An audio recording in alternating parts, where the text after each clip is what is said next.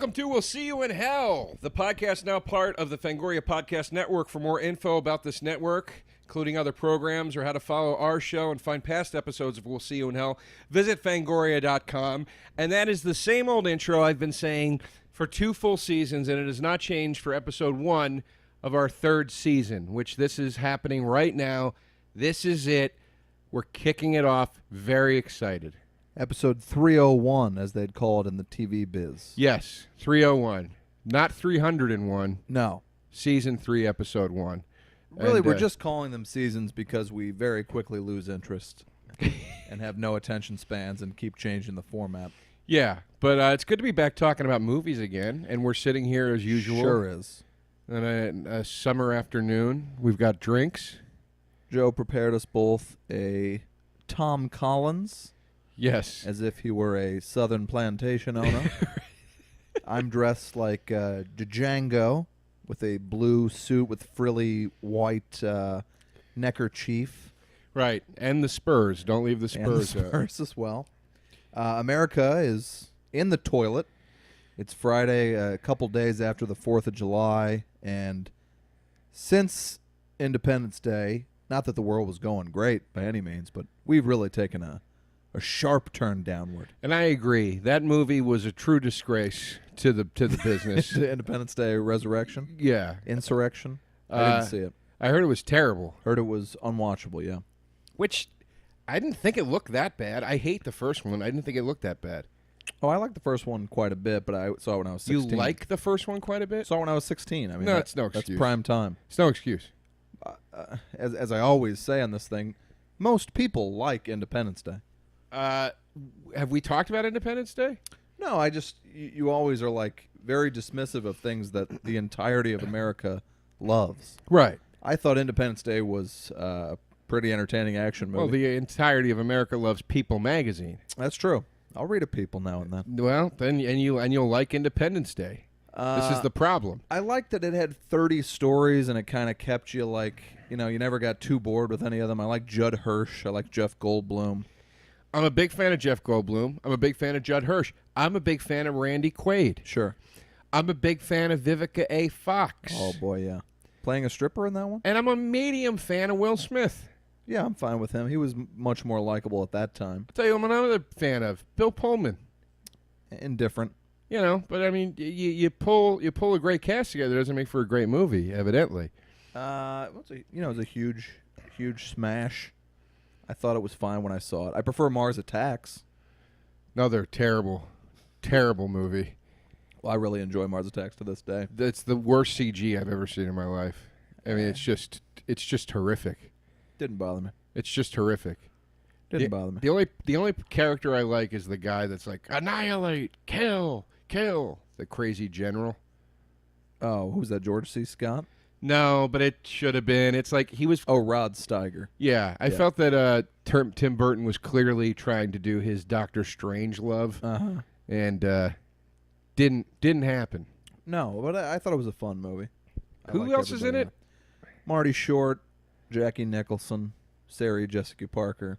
Another great cast. Yeah, a lot of good people in Big fans of all these people. I think Jay Pierce Fox Brosnan, is in it. Jay Fox. Yeah. Great cast. Lucas Haas. Uh-huh. A lot of people.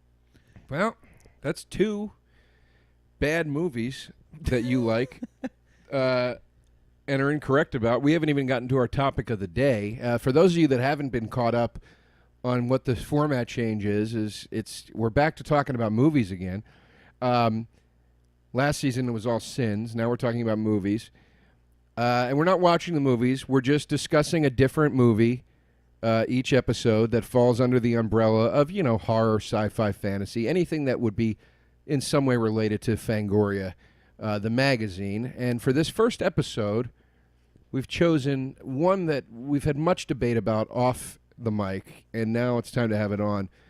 Tremors. And much like our old commentary podcasts of season 1, we're not going to be talking that much about these movies. Well, we might be.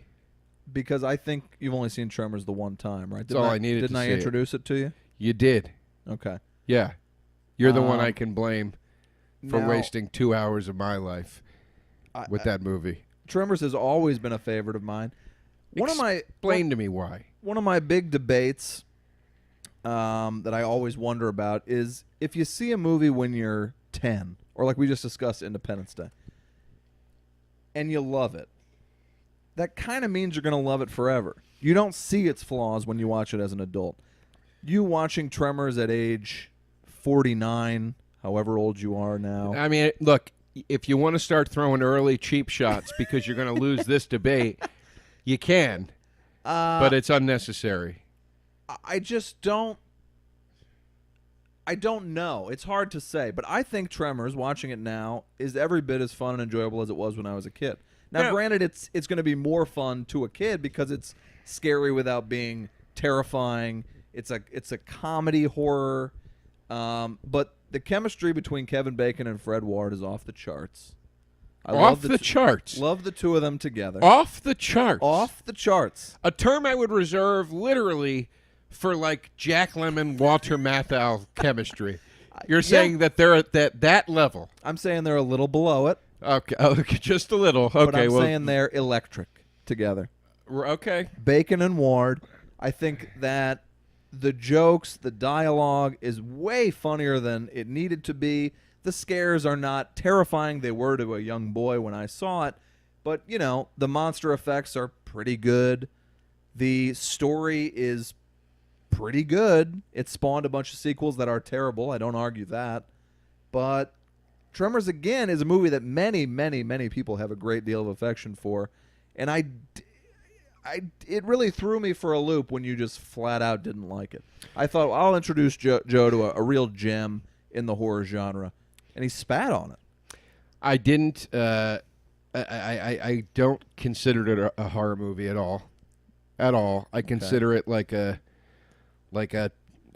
action movie that kind of has a monster in it that I don't really give a shit about.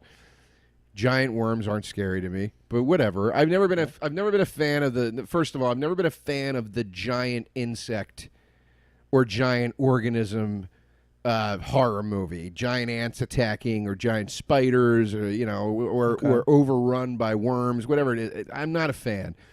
So big worms in the desert didn't really freak me out in any way, shape, or form. And so, I mean, to me, it just felt like an action movie where the bad guys happen to be worms. I mean, look, far be it from me to say that one of the great, as you think, horror movies of all time stars Michael Gross of Family Ties and Fred Ward, who I don't know that anybody's ever applied the word electric to before. With Bacon. So these are firsts for everybody. He's been great in a couple movies. Miami Blues with Alec Baldwin. He's great, and he plays like a creepy scumbag detective. Another great underrated movie that Joe would probably hate. Tremors is not a scary movie. I grant you. It's really it would be like the absolute best Sci-Fi Channel movie, but putting those in the complete dust. Those movies are all terrible. I've written one of them, and it was terrible. Right. But, it's in that vein. I think it's intended to be an entertaining action comedy with horror sci-fi elements. And of that genre, which is very difficult to do correctly, it's almost never done well, I feel like it's a classic of that very specific genre. I will give you that it's a passable movie. It's passable, but at best, it's passable. It's not funny. There's really the character. Tons of funny lines in it. Tons of funny dialogue. If you're 12 and you think like Ernest P. Worrell is funny, it's like Ernest Goes to Camp funny. Like it's like cartoonish hick funny. Like, I got a bunker with guns in it. Well, now we're bringing up a whole nother world if you're going to just casually dismiss Ernest P. Worrell. I 100% am, and please defend him so my point can just be proven about your taste this early on, and we're not even 10 minutes in. Again, movies I haven't seen since I was a kid, but Goes to Camp, Saves Christmas, Goes to Jail in particular are funny. I saw Ernest Goes to Camp when I was 9 years old when they released it, and had I been allowed to use the phrase piece of shit, that's what I would have said. Crazy. I rented Ernest Goes to Jail 3 years later, and I thought it had more redeeming qualities than any Ernest movie I'd ever seen. Sure. But it is. I don't think I got through the whole thing. I'm not putting them up there with the Tremors.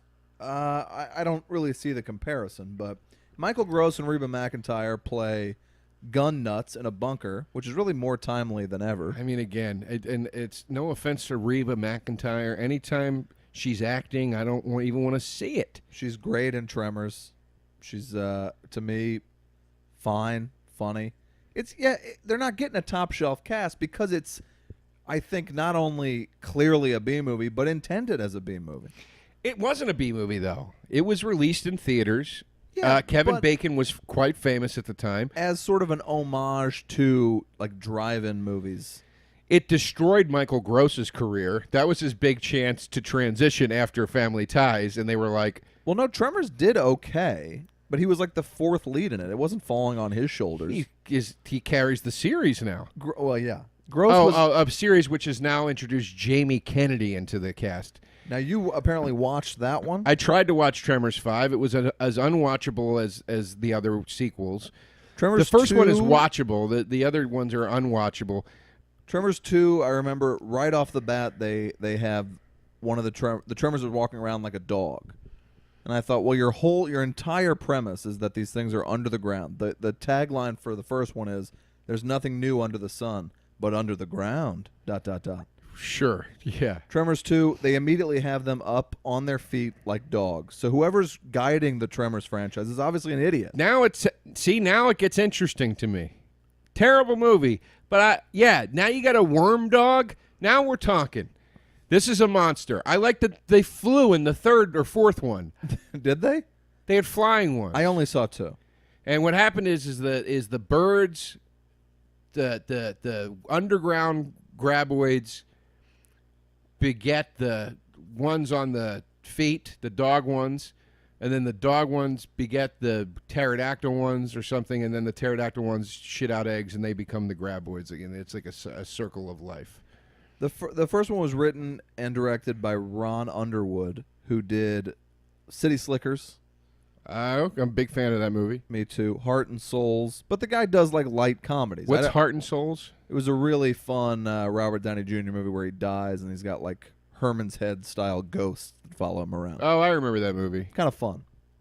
And I might be remembering the plot completely wrong, but you know, the guy, I don't think he directs much anymore. I think he made a movie. It was on NBC all the time. A lot of affection I have for it, because me and my friends used to really love Tremors, is that it would air on NBC, and it was the worst edited movie of all time. Meaning, it's only PG-13, but should be R for language, and probably would be by today's standards. They dubbed in the most ludicrous substitutions for these swear words on NBC. Well, give me some of it. What did they do? I think I still remember them. Michael Gross at one point screams after they shoot millions of bullets into it and kill it. Michael Gross in the movie goes, "Broke into the wrong goddamn rec room, didn't you, you son of a bitch?" Okay.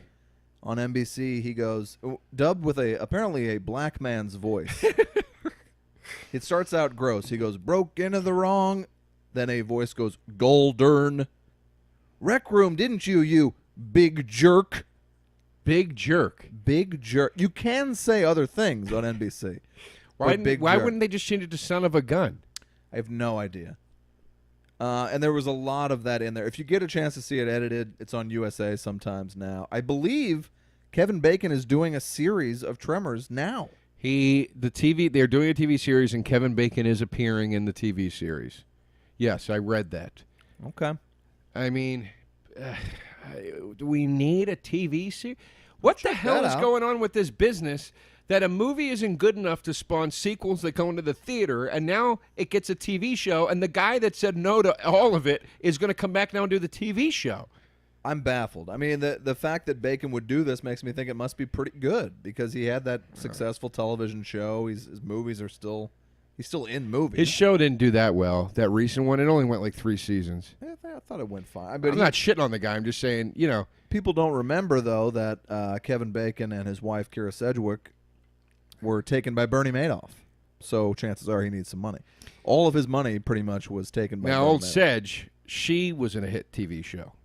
The Closer? The Closer. Yeah, which saw it. For the first year that it was out, I'd never seen an ad for the show. I just saw billboards, and I thought it was The Closer. The Closer, yeah. And I thought it was about like dead people or something. I was like, what does that mean? And then I Right. saw that, and I was like, oh, The Closer. She's what like was a the detective. premise of The Closer?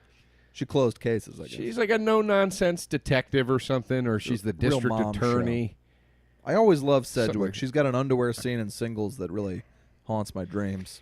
Yeah, she was delightful in that film. Yeah. She was delightful in that film. You know, he did well for himself, and she did well for herself. Bacon was quite a looker. Sure. Shows his hog in Wild Things. It's ample. You see his dick in it? Yeah, swinging around. See, that's what I would have liked to have seen in Tremors. Is Bacon dead? Kevin Bacon's dick, and maybe it's one of the graboids, and then the camera pulls out, and you realize it's just Kevin Bacon's dick. Yeah, sure. Something like that would be good to me. I mean, you heard it here, folks. Maybe they can do that. Is it an HBO series?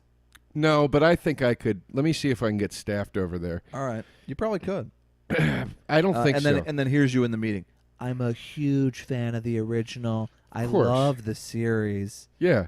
Yeah. Yeah. I can't believe those weren't in theaters. You know who stole the show was Michael Gross. I'm surprised it didn't set his career on fire.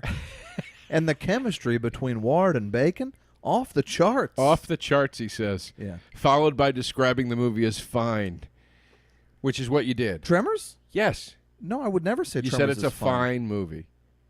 I would never refer to Tremors as fine. You said it a minute ago. I might have said it's a fine film. Fine Yeah. film can mean like... You meant it like a fine wine. Yeah, exactly. Well, again, I mean, this is just an absurd proclamation. No, I mean, if you had asked me before we rewatched it recently, I would have said Tremors was one of my favorite movies. In rewatching it, it shows some seams. I think it's a blast. I think it's extremely well written. It moves really well. Even the romance is handled well, and you kind of give a shit about it. They got that James Hong, the old Asian guy, is super funny at trying to make money off the graboids. I don't even remember these people. Yeah. What was the romance? The girl with the sunblock, she's like a seismologist. She's out studying the ground. Oh yeah, there just happens to be a hot scientist out here, and a gorgeous male hick. Yeah, who has to take her pants off at one point because they get cut on barbed wire. Yeah, But Oh, like this is- go the ahead. freezer's rattling. They keep a lot of things going where like there'll be something rattling and moving on the ground that will lure or anger the Tremors. The rules are very clearly stated, which is to me when horror movies go wrong. When they don't clearly state the rules or when they deviate from the rules or they make up their own shit. Tremors, they're trying to figure out what's going on. They figure it out. The audience is tipped off as to what those rules are in a very clear and concise fashion. They never deviate from it. And in terms of a horror screenplay or an action screenplay, I think it does a fantastic job of hitting all the beats and introducing new obstacles and never cheating the audience. yeah. For a simple-minded movie, it works. It's a simple-minded movie. It's a paint-by-numbers movie.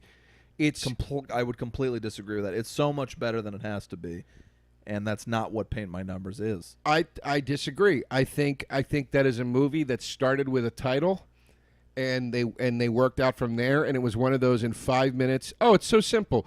It's called Tremors. It's the Earth's shaking. Why is the Earth shaking? There's giant worms under it. These people are trapped in the middle of nowhere. They got to outwit the worms and kill them somehow. Well, how do they do that? Well, there could be a Everything's about militia it. guy That's with right. all these guns. They sprint. Like they know if they're on the. It's kind of like the shark thing. If you're in the water, it's going to come get you. If they're on the ground and making noise and movement, then it senses it and comes after you. That hadn't really been done. Kevin Bacon runs toward the edge of that cliff at the end, and then it goes blasting out the side of the cliff and Right. dies. The gross out effects were gross and fun. I couldn't have dreamed, although I should have known, that you would not enjoy the movie. Why Tremors. do you say that? What is that? I wouldn't think you could show Tremors to someone and they would not like it, and yet you are notorious for not liking exactly those things. What? Name one other example of that. Well, or liking things that everyone hates. We had this discussion via text very recently. Well, and you Batman said versus Superman. you said things that weren't true. You said that I just like things that people hate, and that's not true. No, I'm saying there's a lot of things that you love that everyone in the world hates, But I could say the same about you. and a lot of things you hate that everyone in the world I loves. could say the same about you. I don't know that you could. I could easily. We've seen movies together, and we'll both go, I can't. Why does that only have a 21%? We've done that. But the difference is that if I watch that same, like Terminator Genesis, when I saw it in the theater, I saw it with you, and I said, I can't believe it's got a 21%. I had a great time. Tried rewatching it. I was like, you know what? This movie's not that good. Okay, well, I liked it when I saw it. Because I can admit when I'm wrong, which you can't, which is why you're clinging to this notion that Tremors is a fantastic masterpiece of a film, and it's just not. Nobody even dies in it. I don't think one person dies. Several people die in it. Who dies? There's an elderly couple that is killed. Their car is sucked under. The headlights go up in a very effective, coolly shot scene. Yeah, I remember that part. But I'm saying in the main crew, they pick up a hard hat at one point, and there's brains inside of it. I remember that. But I'm saying in the main crew, when they're the old Chinese man who you don't remember, who has a sizable role, dies. He's eaten by it. Okay. But yeah, Gross, McIntyre, Bacon, Ward, the girl, they all live. Because there was supposed to be the little girl on the pogo stick lives. Right. The girl from Jurassic Park. Right. But I can absolutely admit, and I've gone back and watched things even recently where I thought they were amazing, and I've questioned what I was thinking. But that's what I'm talking about. It goes back to, I think that's a very interesting argument or discussion to have is, does seeing something when you're a kid just cement it as that's your opinion of it? No. That's why you use the phrase, it didn't hold up. Yeah, and I've said that before, but sometimes I just wonder if I'm still loving something because I've always loved it. Look, you know, for when I watched 16 Candles with my girlfriend, she liked it a lot, but she's not seeing it as I did 80 times when I was a kid. Look, I liked Kingdom of the Crystal Skull more than I should have because of nostalgia. Sure, absolutely. If I saw Temple of Doom now, I'd probably take more issue with it. It's fantastic. Than I did as a kid. I love it. I love the movie. It's the best of the series, in my opinion. But, you know, there are also plenty of things I watched as a kid that I loved, and then when look, I own the movie Flash Gordon. I think it's a lot of fun. It's a piece of shit fucking movie. It's Never terrible. Saw it. Yes. You know, but when I was a kid, I thought it was a masterpiece. And now I watch it and I go, yeah, it's not great, but it brings me back, and I just like watching it for comforting reasons. Now, the difference between you and me is I would never invite you over here and say, you need to see Flash Gordon, Pat. Tremors is not Flash Gordon. I don't consider Tremors a campy or a jokey thing at all. I think it's a good movie. No, Flash Gordon isn't jokey or campy on purpose. Well, then I'd love to watch it. By accident it is. Right. Tremors tries to be campy and jokey and fails and isn't either. That's not. Tremors knows exactly what it is, and for that style of tongue-in-cheek horror, comedy, action, whatever, I think it's about as good as you can do. Because it's a genre that never works. I thought Slither was like a pretty good attempt at that kind of... The Sharon Stone, that's Slither. William Baldwin vehicle? No, that's that works for exactly what it is. Jerk-off material for a 13-year-old boy who steals the VHS from his dad. But Slither, with James Gunn's Slither, did you see that? No. Okay. It's got a similar vibe. It's much more R-rated. But a comedy, horror, they don't go hand in hand because if you're laughing, you're generally not scared. The best kind of feeling for me is like Misery, A 10 Cloverfield Lane, where it's very tense and scary, and you're laughing almost out of nerves. Right. But the whole thing of going for jokes and also going for scares, usually you're not really succeeding with either. Ghostbusters, I got to be honest with you, folks, because Ghostbusters is coming out in a week. Right. Ghostbusters doesn't necessarily hold up.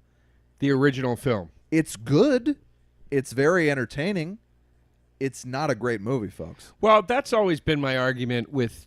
I don't think the new one looks good. I'm not interested in seeing it. I'll see it. But that's... I won't not see it. I just don't... I'm not going to run out to watch it. But that all being said, I don't understand what all the hoopla was with people criticizing it and being so hard on it and going, the franchise, like, the franchise is one pretty good movie. Like, the second movie is dog shit. Yeah. The cartoon sucks. I think Ghostbusters 1, watching it the other night, I would have always, again, said that was one of my favorite movies. When I watched it the other night, it's got real long, slow patches. Bill Murray is mugging in a way that I've never really seen him do. And what do you mean? He's just like, he's talking too much. His lines aren't as funny as they normally are. Sometimes he lands a perfect one-liner, but there's also times where he's just like annoying, to be honest. And he's one of my favorite people in the world. Right. Aykroyd, is almost given no jokes. He gets blown by a ghost in one of the most ludicrous scenes I've ever seen. And is that a dream he's having? It is a dream. I confirmed it this time. I watched that with my girlfriend who had never seen it. She was like, "Is this a dream?" It's very... She never saw Ghostbusters? She was raised religious and not allowed to see anything with specters or Harry Potter or any of that. Jesus. But, she was like, it's fine. But there were 30-minute sections where we just weren't laughing. I think Ramis is good in it. Moranis kind of steals the show in a role that was written for John Candy. And the whole time I was picturing John Candy. Why did John Candy not do it? They didn't pay him enough. They had blown their load with the other actors and Sigourney Weaver, who was excellent in Ghostbusters. Yeah. But Candy wanted, I think, $1 million or something, and they wouldn't give it to him. And Moranis did it for half that. Ugh. But well, it's like how Eddie Murphy was supposed to be the Ernie Hudson role. They would have had to maybe add him a single joke if it was Eddie Murphy. Yeah, the only joke Ernie Hudson gets is, "I've seen shit that'll turn you white." Yeah, and it's a tremendous joke, but that's his only gag in the whole movie. A lot of what I liked about it is like, it's so clearly a painting New York whenever they're up there with Gozer and stuff. Like, it had kind of a charming, sort of like an early Tim Burton feel. That when I was a kid, I always just thought, oh, I'm looking at New York City. It's a very obvious painting for most of the movie. I will readily admit that I am a big fan of the movie, but I very, very, very seldomly have the desire to throw it in and watch it. Yeah. Which speaks to your point. I'd give it a B+ and maybe an A- out of nostalgia. But the people sobbing about the new one, it's like, who cares? But that's my point. I don't think the second one was terrible either. It sucks. I thought it was half as good as the first, maybe. It's it's not a disgrace, but it sucks. Yeah. But that's my point. Is like everybody's like they're ruining it. They're ruining it. It's like what are they ruining? They're not. It was one movie 30 or 40 years ago, whatever it's been. It's been ruined 3 times over already, like by the stuff that the original people were involved with. What nobody seems to be able to answer is if it's a remake, if it's in a world where the original Ghostbusters existed, or if it's an entirely new story.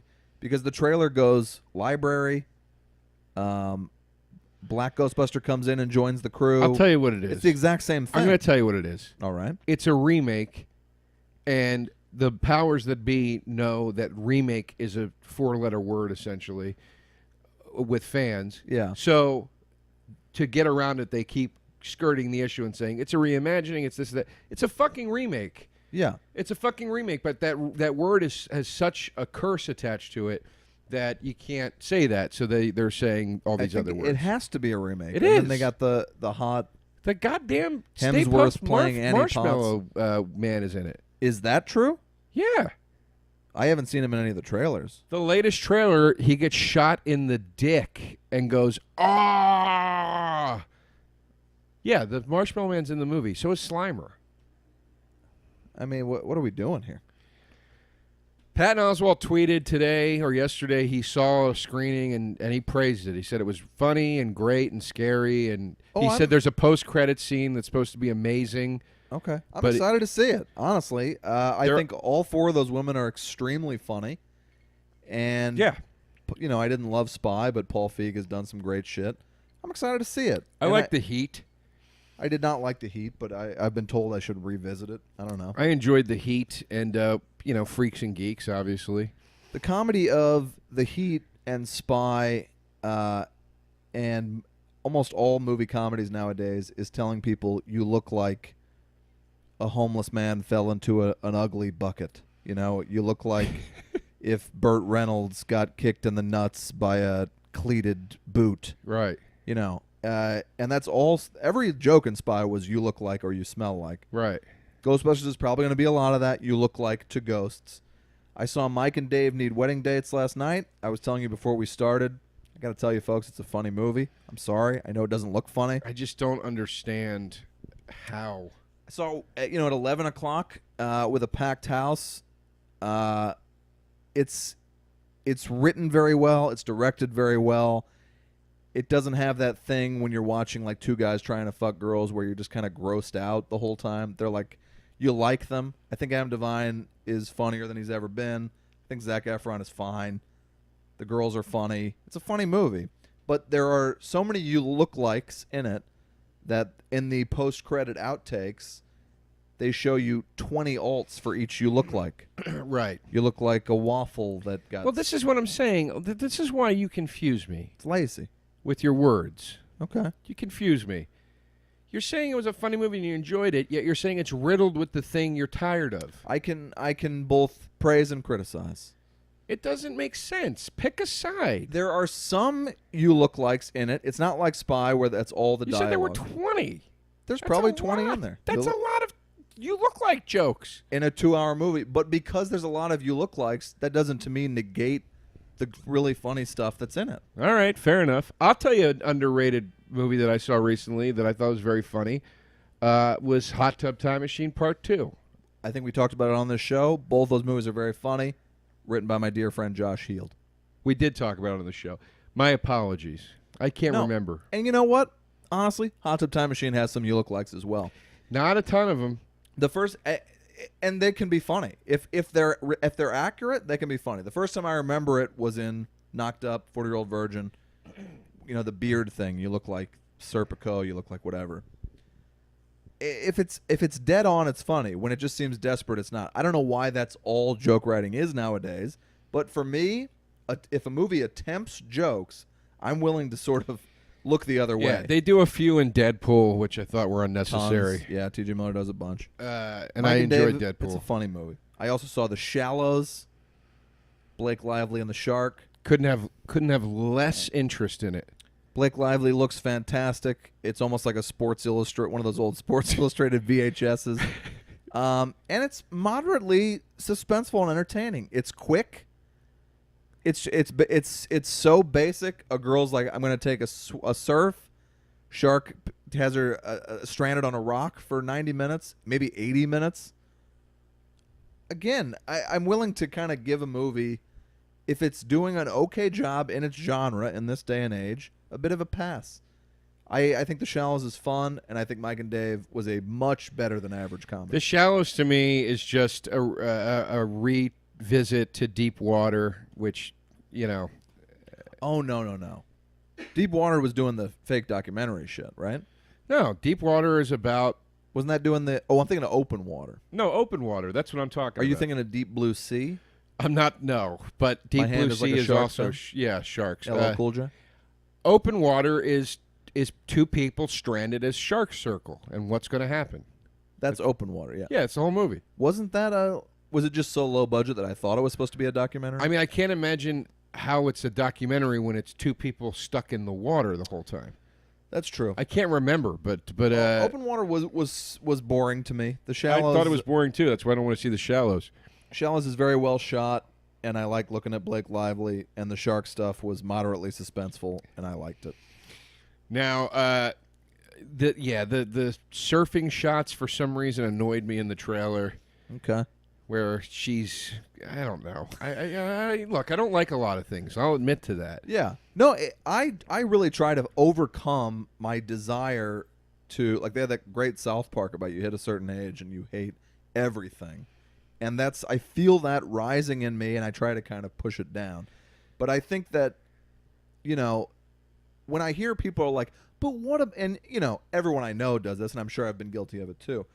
You like that scene when, Zac Efron gets kicked in the balls, which doesn't even happen in the movie. But, if that ruins a 2-hour movie for you, I can't help you. You have to sort of say, okay, that scene didn't work for me, but this scene's really funny. And if a comedy disagree. If comedy has 3 funny scenes, in this day and 3. age, it's a masterpiece. 3. Mike and Dave has way more than 3. But if a comedy makes me laugh 3 times, I'm talking the last 10 years, I consider it a success. That's an outrageous statement. I never laugh at comedies anymore. That's an outrageous statement. Because they're not good. So them not being good doesn't mean that you have to pretend that they are good. If a movie is... If a good one... Look, I don't laugh as much at comedies as I used to. Right. But when I watched Hot Tub Time Machine 2, I laughed through the whole fucking thing. I thought it was really funny. Yeah, so that would be a way better than average comedy, which Mike and Dave is. I watched... When I saw Vacation, even though there's a lot I could say bad about Vacation. Vacation is, I think... But I enjoyed it. We've talked about it, I think, too much on this podcast. But Vacation is a perfect example of a movie that has terrible scenes in it. When they get into that swamp and it reeks of shit and they're pulling shit-covered stuff out of their mouths, and you have to sort of suspend disbelief. Why did they get in this brown water that smells like shit? And then now that they're submerged in it, now they start realizing that it smells like shit. Ludicrous.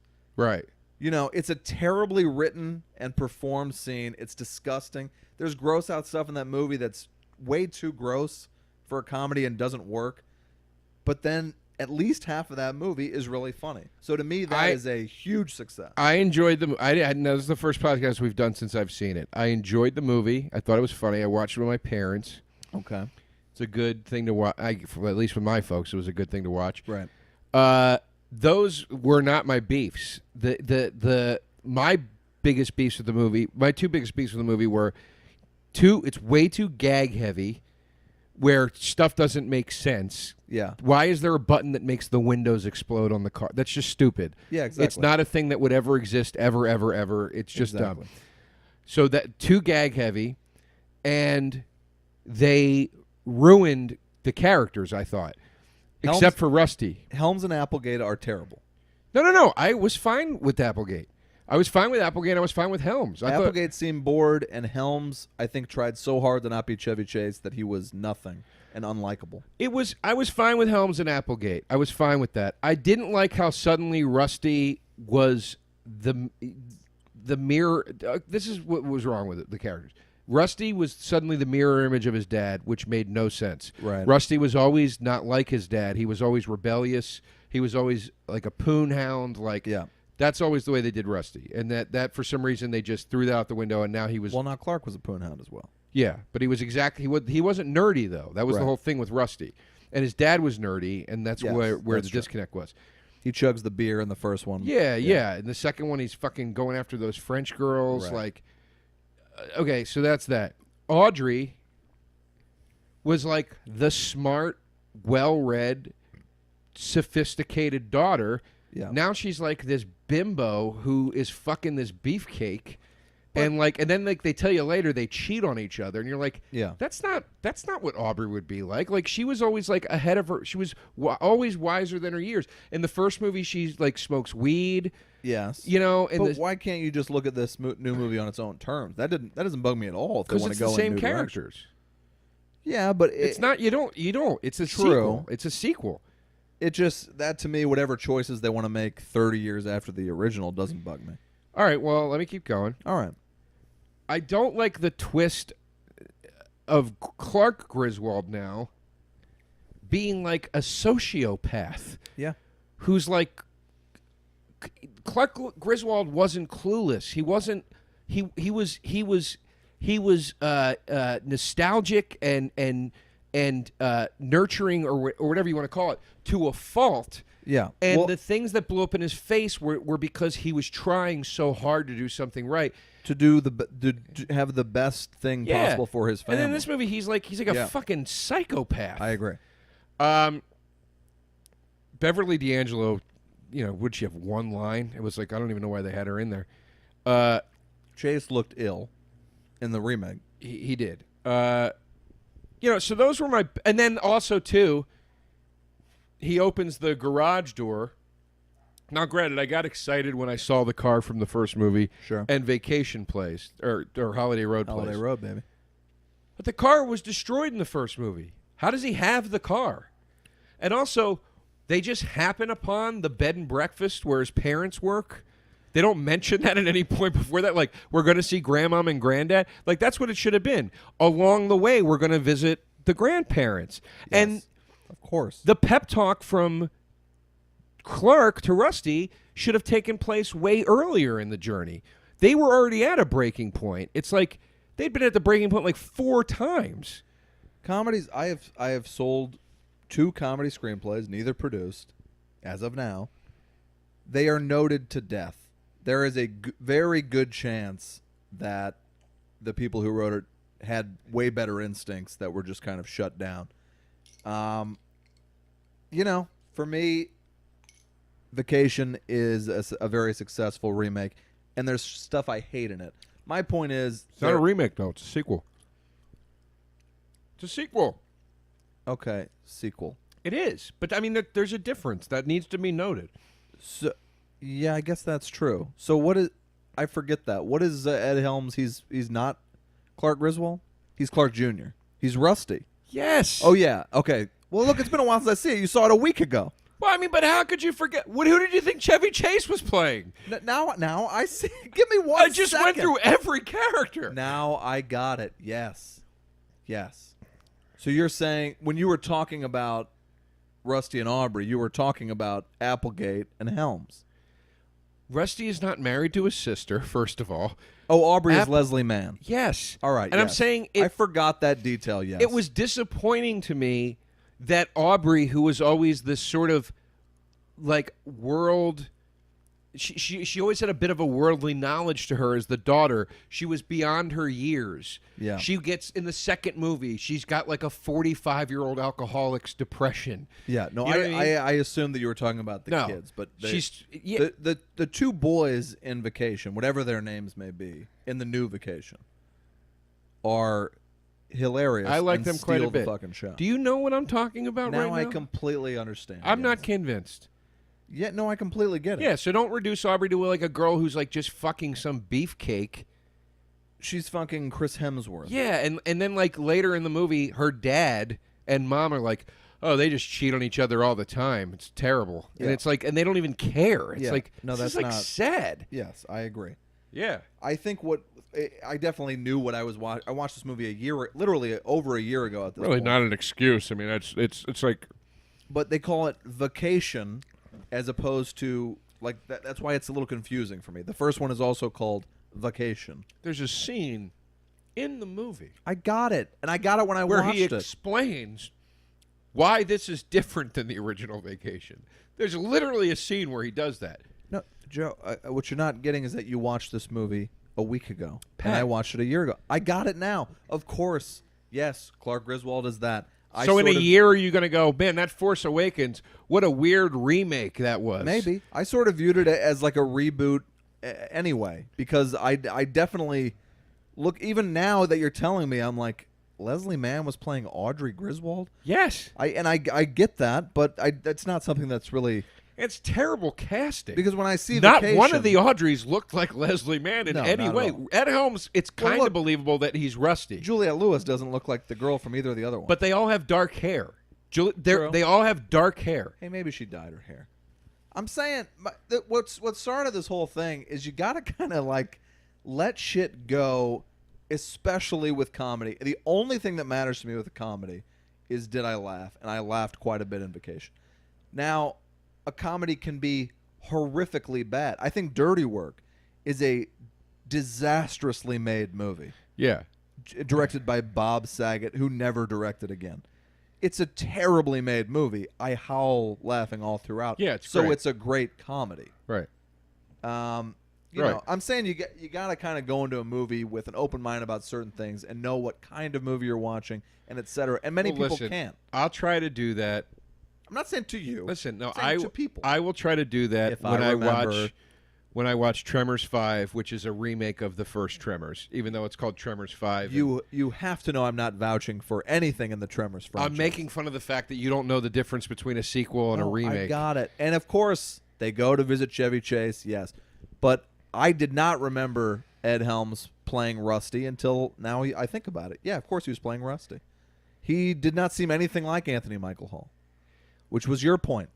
Now I got Any it. of the Rusties. But when you were saying Rusty, I was thinking of the funny kids in the new Vacation, just because that's how I picture Rusty. No. I'm saying the young. You said during the discussion, Rusty drinks the beer in the first movie.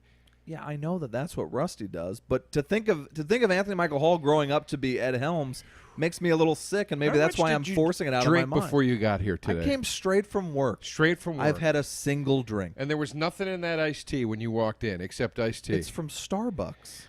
I don't know. This is a weird Yeah, city. no, yeah. I drove here drinking an alcoholic beverage from work. Folks, I mean, if the ending here of this podcast doesn't prove my point that Tremors is a bad movie, Forgive me I don't know with what everything does. going on in the world, not remembering specific don't plot you points. dare pull of the Vacation. Mother Teresa card on me. When I walk out of vacation, I go, okay, I can flush that out of my head. I don't need to remember specifics. You told me for 4 months I had to see it because it was so goddamn funny, and then I finally see it. You don't even remember the fucking movie. No, again, I'm never insisting you must see Vacation. I said it's way funnier than you'd think, and you would say it is not. Just plug. What do you got to plug? Well, if this were to go up before Sunday, and it probably won't, I'm doing a stand-up show at UCB Sunday night. Brent LA. Sullivan and Sean O'Connor's show In L.A. in L.A. at UCB Sunset. If you live in L.A., Show's called Church. the show is called Church, and we're going to record another podcast, and I'll do them then. All right. That's all that's coming right up. I'll be in Scotland for the Edinburgh Fringe Festival in August. I'll be in Dublin for the Comedy Festival at the end of July. Come out and see those things. Joe DeRosa Comedy on Twitter. The Patrick Walsh, Vine, Twitter, Instagram. You've been listening to We'll See You in Hell, a presentation of the Fangoria Podcast Network, which also, by the way, is launching next week. Or it might be this week when this comes out, my new horror fiction column. Okay. Called Some Severe Situations, so keep an eye out for that. This is produced by Thomas DeFeo and executive produced by Ken Hanley of Fangoria Entertainment. For press opportunities, advertising, inquiries, and information about We'll See You in Hell, contact Ken at fangoria.com.